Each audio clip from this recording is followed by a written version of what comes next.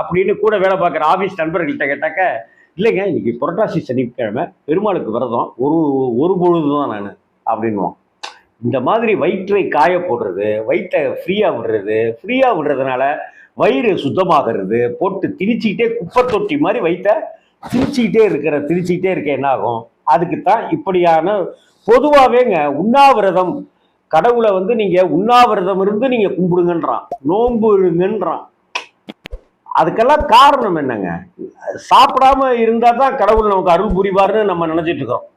ஐயோ இன்னைக்கு சாப்பிடக்கூடாது, எல்லாம் நைவேத்தியம்லாம் முடிஞ்சு அப்புறமா சாப்பிடலான்னு குழந்தைகிட்ட சொல்றோம். நம்ம அப்படி கிடையாதுங்க. சாப்பிடாம இருந்தாதான் என்ன, அடுத்தவனுடைய பசி நமக்கு தெரியும், பசியோட வேல்யூவே நமக்கு தெரியும்.